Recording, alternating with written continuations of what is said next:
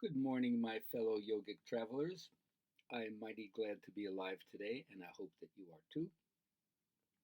Continuing with Clarissa Pinkola Estes, one of my female guides, her book, Women Who Run with the Wolves, has been seminal for me, certainly to share those stories first with my wife and daughter daughters, and then with all the students who can appreciate the female initiation tales.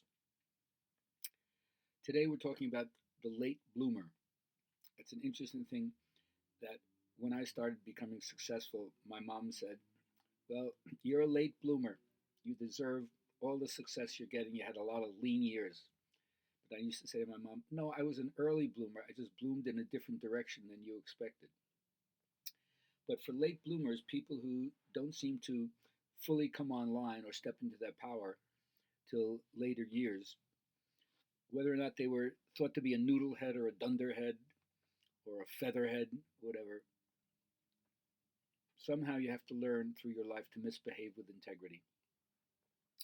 And if people quelled rather than encouraged you and didn't think you had intelligence, well, that time has come and gone. First, you just have to remember that some trees bloom earlier than other trees, but whenever you bloom, that's right on time. Like some of those plants in the desert, it takes 130 years for the flower to come out.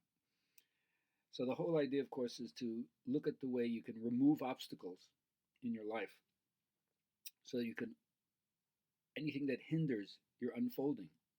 You have to have perseverance to stay with this. So just like the Sleeping Beauty motif, something in the psyche is asleep, and that story takes 100 years before the kiss of the prince wakes her up. But of course, this is not just a woman needing to be rescued. It means some other force has to come in to awaken the sentence of prison. It's like somebody put us in prison. We were enchanted. We ate that poison apple, right? And so development, it takes time for us to fully form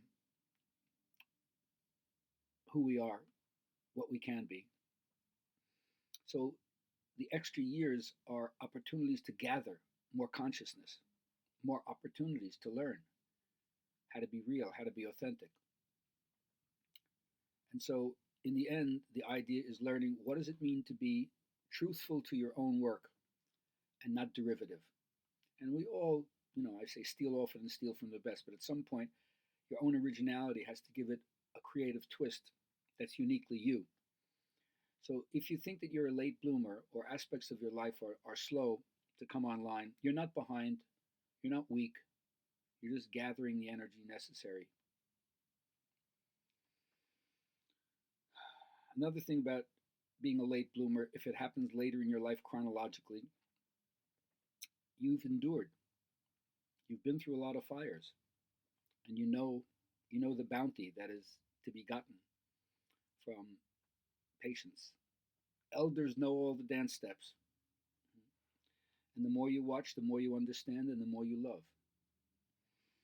So, if you're a late bloomer, don't deny your gifts anymore. Don't fight your gifts anymore. Accept whatever limitations are in your life with no litany of negativities, and be bent on reinvention.